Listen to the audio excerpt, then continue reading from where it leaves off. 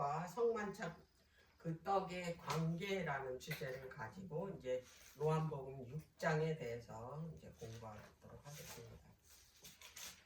사복음서에 그 오병이어 사건은 다 다뤘어요. 보통은 그 두 복음서에 기록이 됐고 세 복음서에 기록됐고 그랬거든요. 근데 이건 사복음서에 다 기록이 됐다라는 얘기는 이거는 구속사하고 아주 긴밀한 그런 그 이 역할이기 때문에 다 기록이 됐다라는 거예요. 그래서 요런 거는 다 이렇게 그 읽어야 돼. 이렇게 비교하면서. 왜냐하면 그 복음서 기자들이 이제 사건은 똑같아요. 사건은 똑같은데 자기 관점에서 자기가 생각하는 것만 기록을 하거든. 그러면 다른 기자가 생각지 못한 거는 이 다른 기자가 또 그거를 기록을 하고, 그래서 내 기자 걸 다 봐야 정확하게 이 사건에 대해서 우리가 이해하고 파악할 수가 있어요. 요한복음의 그 오병이어 사건을만 보면 다 이해 못해요. 왜냐하면 사복음서가 다 썼기 때문에. 자 그러면은 이제 요한복음이 우리가 이제 그 요한복음을 다루는 거니까 이제 요한복음을 보죠. 요한복음 6장.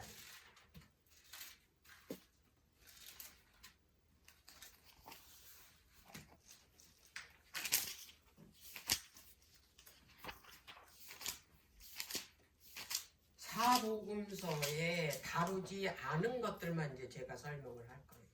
요한복음에 6장 1절입니다. 그 후에 예수께서 갈릴리 바다 곧 디베랴 바다 건너편으로 가시매. 여기에서 그 후는 그 전에 그 사건을 기록을 안 했어요.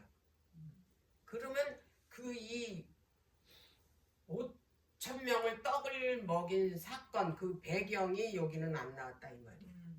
그래서 이거를 알으려면 다른 복음서로 가야 돼.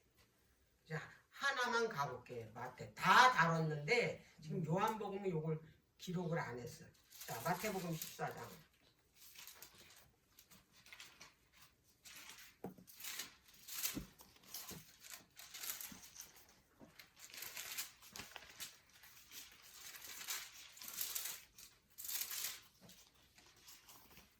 자, 마태복음 14장 13절서부터 오병이어 사건이거든요.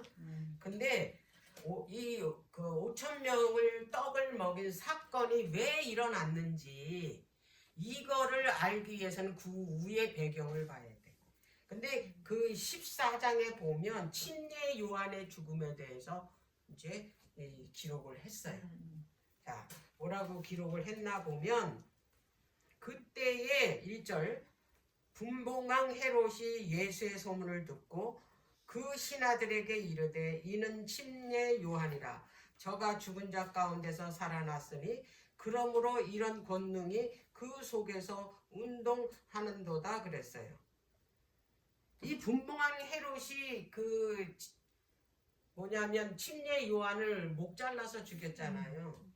그런데 왜 이런 생각을 하게 됐냐면 그가 다시 살아났다라는 생각을 왜 했냐면 예수님의 소문을 들었어요.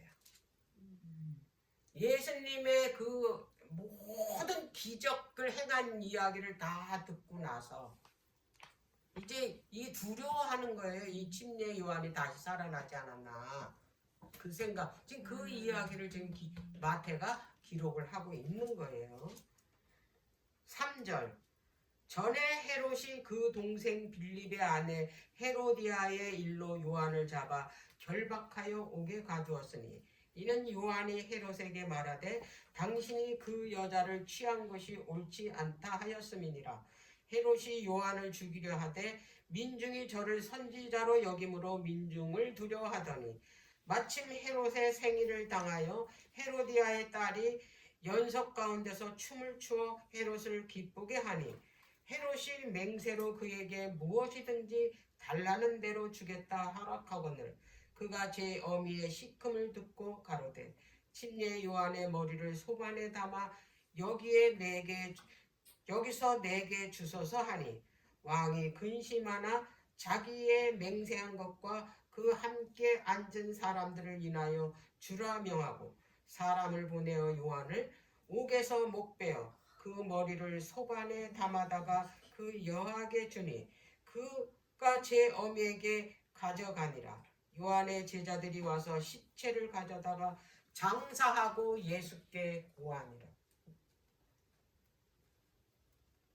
이 얘기를 들었어요.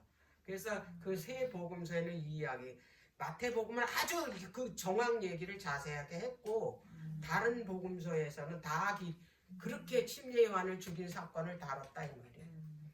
그래서 예수님한테 고한 거야. 헤롯이 예수님을 만나보고 싶다고. 그가 이제 침례 요한이 이제 살아서 이제 부활해서 예수님이 그 일을 하시는 것이 아닌가. 그가 그 선지자가 아닌가. 그렇게 했을 때 예수님이 그 소리를 듣고 이 헤롯당하고 이게 막 부딪히면 안 되잖아요. 그래서 떠나신 거야.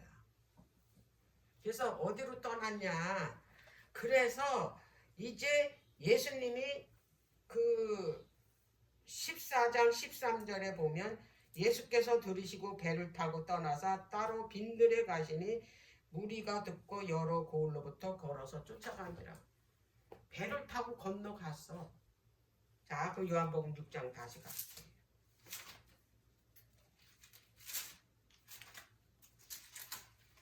이런 상황, 이런 배경에서 예수님이 배를 타고 이제 건너가셨다 이 말이에요. 갈릴리로. 자, 그 후에 예수께서 갈릴리 바다 곧 디베랴 바다 건너편으로 가심에 큰 무리가 따르니 이는 병인들에게 행하시는 표적을 봄이더라 그랬어요. 왜 그 무리들이 따랐냐면 예수님의 그 이적을 보고 많은 병자들을 고치는 걸 보고 그래서 따라간 거예요. 많은 이 무리들이. 마침 예수께서 산에 오르사 제자들과 함께 거기 앉으시니 마침 유대인의 명절인 유월절이 가까운지라 그랬어요. 자, 디베랴 바다 건너편이래. 배를 타고. 자, 이 다른 복음서는 디베랴 바다라고 안 그랬어요.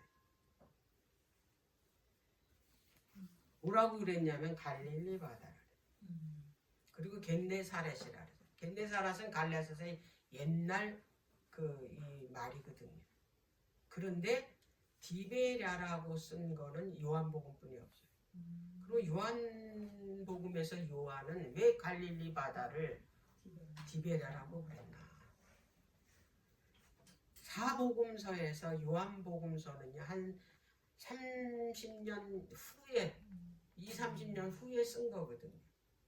그리고 제자들도 다 죽었어. 동료 제자들도. 그리고 요한이 제일 뭐냐면 이 순교 안 당하고 제일 오래 있었잖아요. 그래서 이 요한복음은 약 한 100세쯤 때쯤 이게 기록을 했다고 보면 이제 가장 정확해요. 그래서 이 요한복음을 가장 나중에 썼는데 이때 상황이 그 헤롯왕 그 분봉한 헤롯이 그때 당시에 이 티베리우스가 황제였었어요. 로마 황제 티베리우스가. 근데 그 헤롯왕 그 분봉왕인 헤롯이 그한테 이제 잘 보이려고 그 갈릴리 지방을 거기에 큰 성을 하나 지어서 거기다가 바친 거야. 디베랴 왕한테. 그래서 그 지역이 뭘로 불려졌냐? 디베랴라고. 티베리스의 이름을 따라서 뭐냐면 디베랴로 이름을 부르게 되는 거예요. 그러니까 그 성읍이 그 티베리스의 이름을 따서 그 디베랴라고 이름을 졌으니까 바다도 어떻게 디베랴 바다라고 이름을 짓게 된 거예요. 그래서 그때 당시는 갈릴리 바다라고 그러질 않고 디베랴 바다라고 불렸기 때문에 여기다가 요한이 디베랴 바다라고 그런 거예요.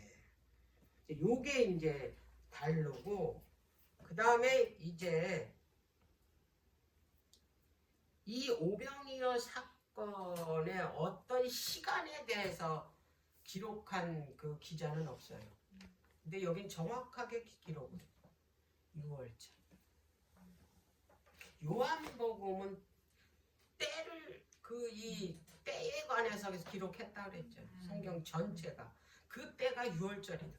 그 6월절 날 예수님이 어떻게 돌아가실 것. 그것이 예수님이 마태복음 24장에 마지막 재림의 징조를 말씀하시면서 그 징조 가운데 하나가 직접 말씀하셨잖아요. 다니엘서를 연구하라. 다니엘이 기록된 바. 거룩한 곳에 가증한 것이 선 것을 보고든 이 얘기했잖아요. 이것을 읽는 자는 그게 다니엘서 9장 26절 27절의 말씀이잖아요. 2300 주야에 그 이 71회에 관한 그 첫 주간 거기에 71회의 마지막 주 한 일의 절반에 기름 부은 자가 끊어져 없어요. 그 때를 말하는 그 때에 대해서 집중적으로 쓴 책이 요한복음이라고. 그래서 요한복음은 모든 표작과 이적이 절기에 맞췄어요. 어느 절기에? 6월절 절기. 자, 그래서 이 5,000명을 먹이신 이 떡 먹인 사건은 이게 세 번째 6월절에 있었던 일이에요. 세 번째 있었던 그 6월절. 자, 그런데 이제 제목이 5,000명을 먹이신 떡과 성만찬 떡의 관계라는 주제를 제가 붙였어요. 그래서 이 5,000명을 먹인 이 떡하고 성만찬의 제자들에게 준 떡하고는 아주 밀접한 관계.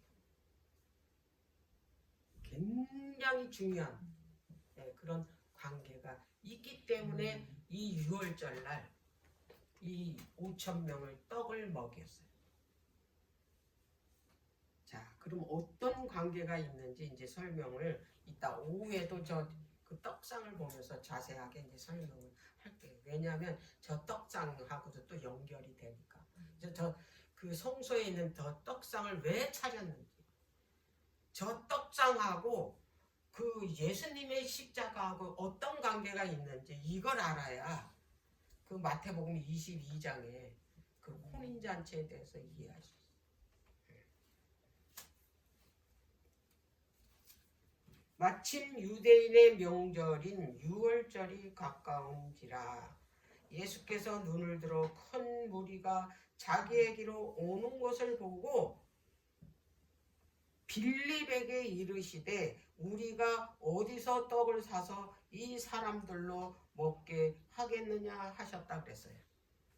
이제 피해서 온 거 아니야. 그 헤롯이 자기를 만나고자 한다는 소리를 듣고 그렇게 해서 여기 그 갈릴리 바다 건너편으로 배를 타고 왔다 이 말이에요. 그래서 산으로 올라가죠. 근데 무리들이 거기까지 따라온 거야. 근데 무리도 조금 그 작은 무리가 아니야. 이 남자만 5,000명이래. 그러면 인구수에 들어가는 건 다 성인을 말하는 거예요. 그러면 이게 남자만 5,000명이면 남자들만 왔겠냐 이거예요.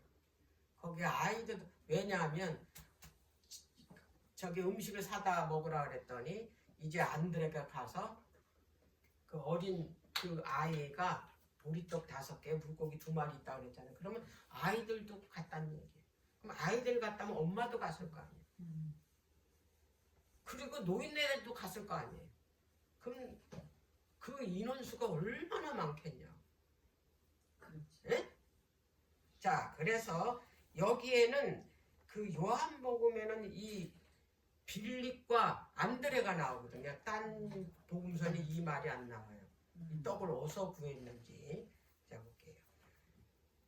예수님이 빌립에게 물어봤어.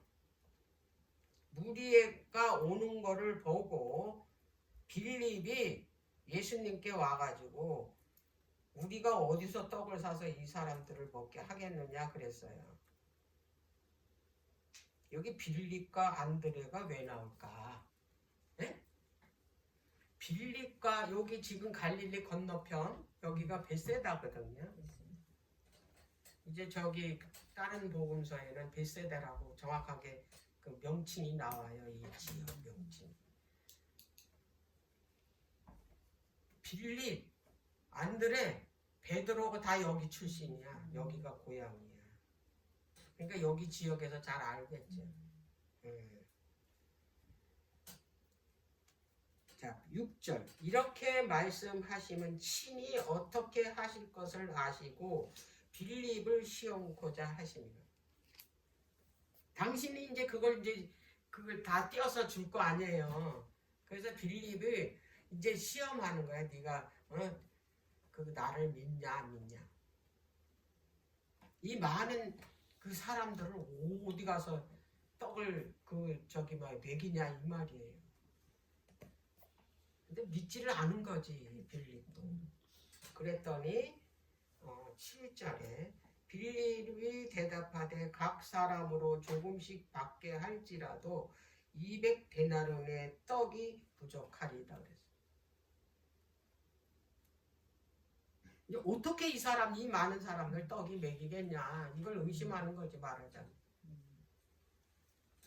그랬더니 8절에 제자 중 하나 곧 시몬 베드로의 형제 안드레가 예수께 여짜오되 여기 한 아이가 있어 보리떡 5개와 물고기 2마리를 가졌나이다.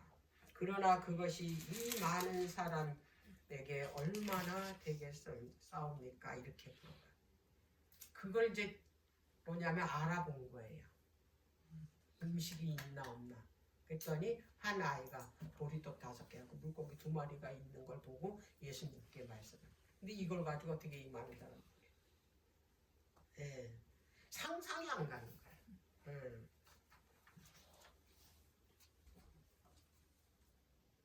자,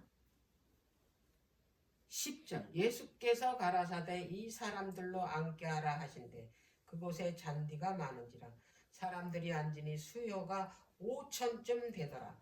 예수께서 떡을 가져 축사하신 후에 앉은 자들에게 나눠주시고 고기도 그렇게 저희의 원대로 주시다.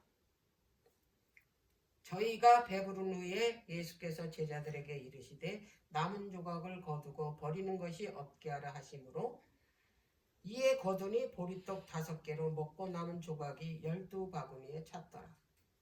그 사람들이 예수의 행하신 이 표적을 보고 말하되 이는 참으로 세상에 오실 그 선지자라 하더라.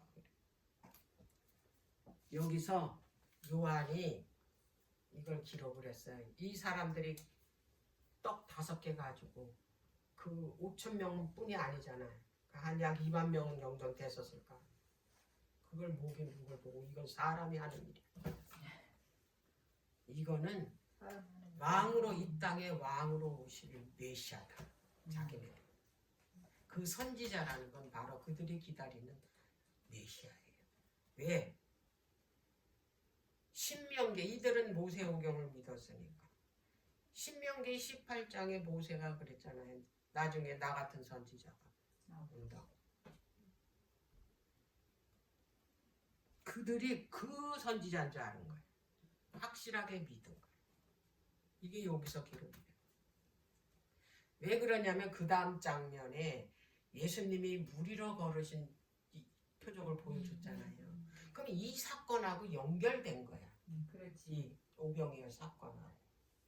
그렇기 때문에 여기서 이거를 기록한 것을 알아야 이게 왜 가셨는지, 이게 이 제자들이 왜 그 배를 타고 가서 풍랑에 잃어서 목숨에 그 경각에 달렸는지 그거를 알 수가 있어요. 자, 그래서 이 사람들이 이제 예수님을 그분이 오신지 메시아가 이제 왕으로 오실 거라고 믿었잖아요.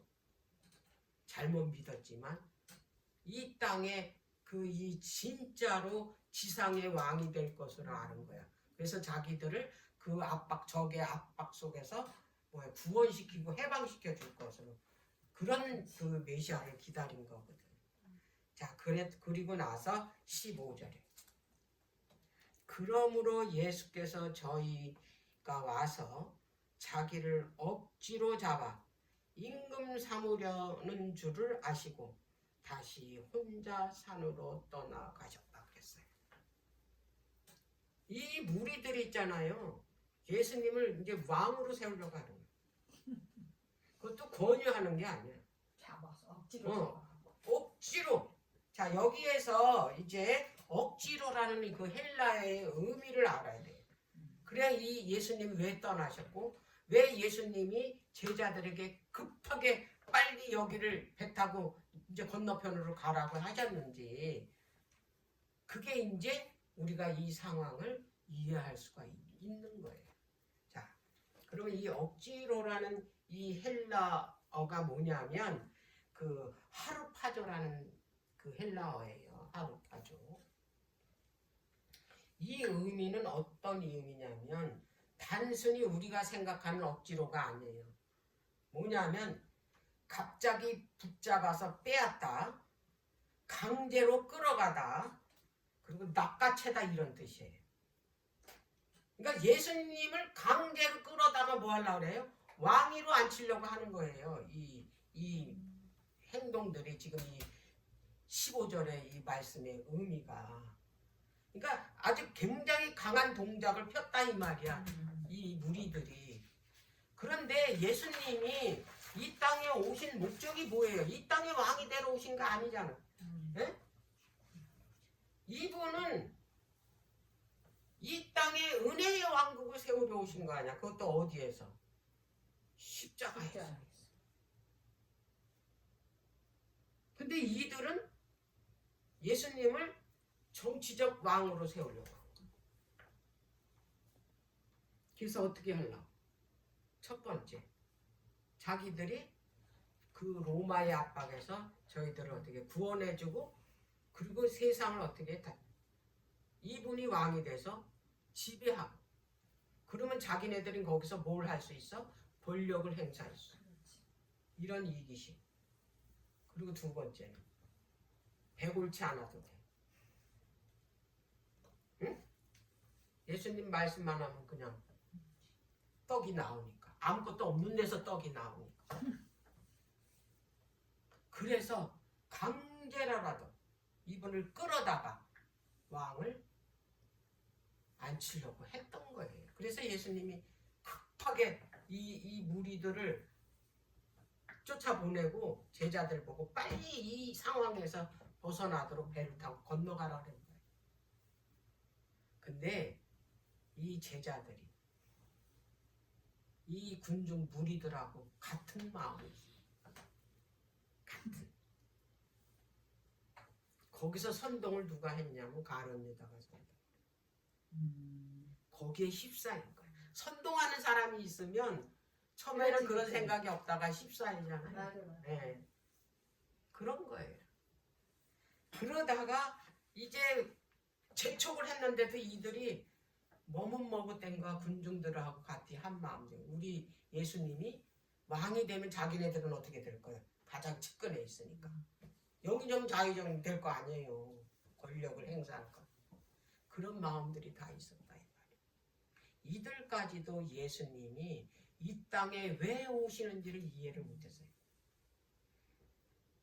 그러다가 이런 봉변을 당한 거야. 이 위기를 죽게 된 상황까지 간 거야. 폭풍을 만나게 된 거예요.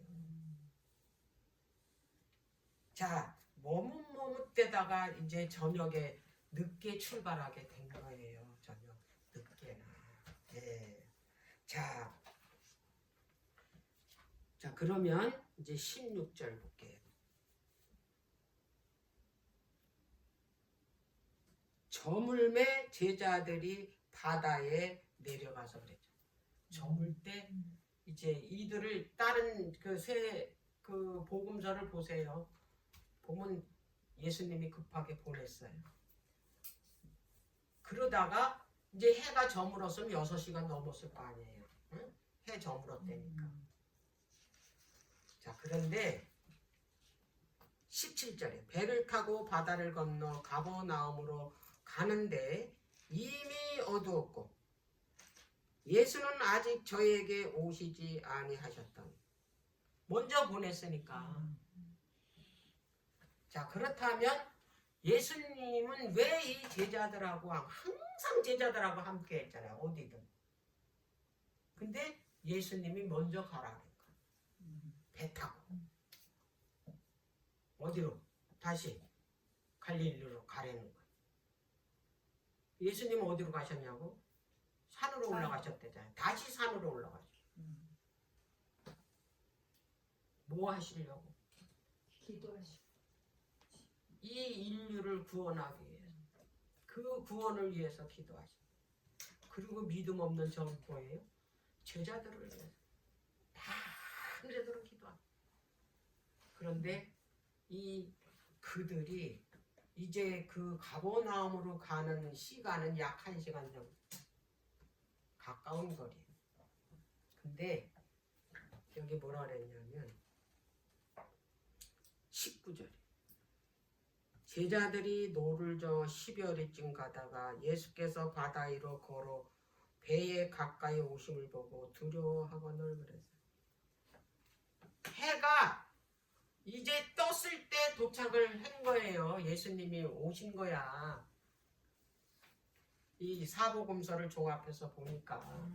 그러면 그 밤 사경에 사경에 예수님이 오셨다 그랬거든. 근데 성경에는 유대인들은 삼경만 있어요. 그때는 시간이 없으니까. 근데 이 로마는 사경까지 있어. 사경은 새벽 3시서부터 이제 6시까지를 말해요. 그러면 예수님이 기도하시다가 언제 도착을 했냐면 아침에 도착을 했다는 얘기예요.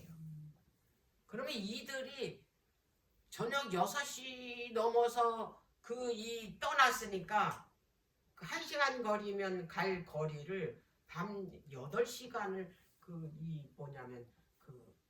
바다에서 씨름했다는 거야. 뭘로? 파도와 폭풍과 태풍. 갈라름 밀리고 갈라름 밀리고. 그 예수님이 기도하시면서 지금 이 폭풍이 일어서 이게 배가 뒤집혀서 이 제자들이 죽을 위기에 있다라는 걸 모르셨을까요? 아셨죠. 그리고 이제 그분이 이제 가셨는데 모르는 척하고 지나갔어요. 얘네들을 못 본 척하고 그냥 지나갔을 때 베드로가 본 거예요.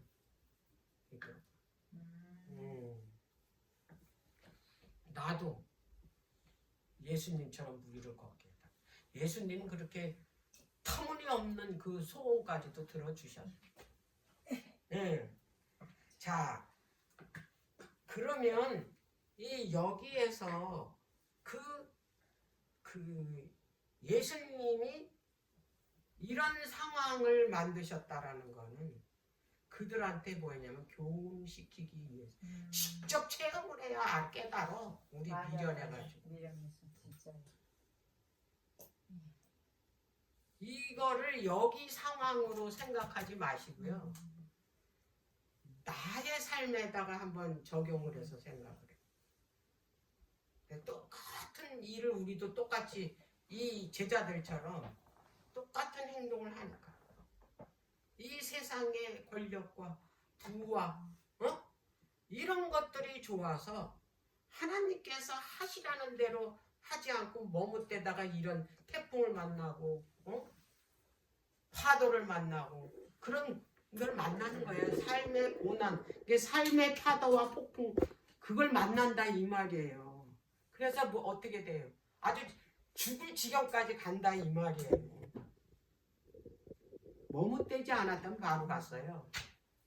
머뭇대다 그런 거예요. 뭐 하고 싶어서 예수님을 이 세상 왕으로 세워서 자기네들이 출세하고 싶어서 권력을 행사하고 싶어서 그래서 머뭇댄 거예요. 이런 일을 하나님께서는 뭐 왜 그렇게 그런 그 어려움을 겪고 위기 가운데 빠져 죽을 위기까지 갔는데도 예수님이 안 가신 이유는 이들에게 뭐 하시기 위해서 그들에게 경험을 하게 하지 했다라는 거예요. 자, 그러면 이제 우리가 성경을 읽다가 이거를 생각을 안 했는데 오늘 4,000명을 먹이고 7강주 5,000명을 먹이고 12바구니가 남았잖아요. 이거 오늘 아침에 제가 이거 깨닫게 됐어요. 이거 그냥 내가 이거에 대해서 깊이 이게 이제 생각을 안 했는데 여기에 전혀 바구니 광주리가 다 다르더라. 크기도 다르고 의미도 다르고. 자, 그러면은 요한복음 6장 5,000명을 먹이고 이제 남았어요. 자, 13절 6장 이에 거두니 보리떡 5개로 먹고 남은 조각이 12바구니에 찼더라 그랬어요. 자, 여기에서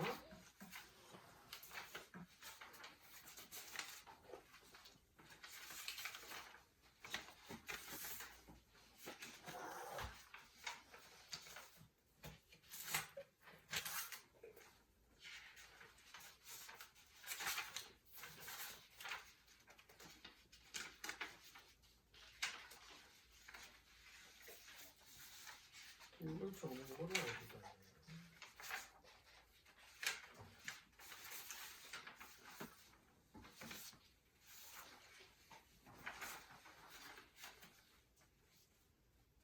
자, 5,000명을 먹이고 남은 12바구니는 그 헬라어로 코피노스예요. 코피노스. 이 그 바구니는 개인용 1인용 바구니야. 그러니까 오늘날로 말하자면 개인 도시락 말하죠. 도시락. 그게 12바구니라고. 옛날에는 바구니를 들고 다녔나 봐, 유대인들이 그 도시락을. 그러지 그때는 그게 과학적으로 발달이 안 돼서 요것밖에 바구니밖에 없어. 바구니. 그런데 이게 12바구니에다 남은 거를 담았다잖아요. 그 12바구니는 12지파를 의미해요. 그리고 그 남았잖아요. 그 12지파는 이스라엘을 전체 이스라엘을 표상하는 거잖아요. 12지파로 그 이루어진 나라가 이스라엘이니까. 그러면 이스라엘 전체가 하나님의 백성을 뜻하는 거잖아요. 하나님의 백성들에게 그 떡을 충분히 주시는 것을 의미하는 거예요. 누가? 하나님께서. 그러면 지금도 어떻게 하겠어요? 지금 우리에게 영적 떡도 그렇지만 육적 떡도 하나님께서 모자르지 않게 주신다라는 얘기예요. 자, 그러면 4,000명을 먹이고 남은 7강주리.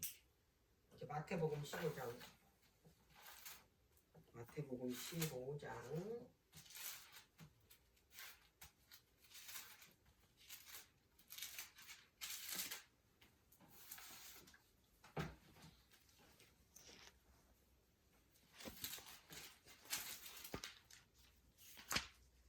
37절.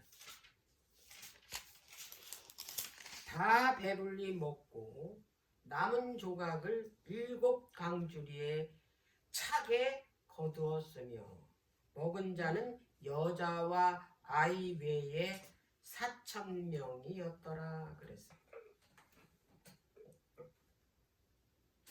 자, 마가복음 8장 8절에도 이거 똑같은 이야기가 나오거든요. 그러면 강주, 여기는 강주리라 그랬어. 바구니보다 강주리가 더 크잖아요. 그치, 네? 강주리. 그래서 헬라어가 달라요. 강주리는 헬라어로 스피리스야. 이거는 작은 바구니가 아니라 대형, 사람인도 들어갈 수 있는 대형 바구니. 실제로 사도 바울이 그 성에서 탈출할 때 바구니에 실려서 내려왔잖아요. 사도행전 9장 한번 볼게요. 그것도 스피리스예요. 자, 사도행전 9장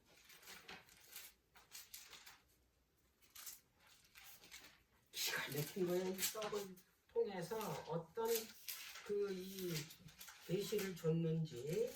자, 9장 25절.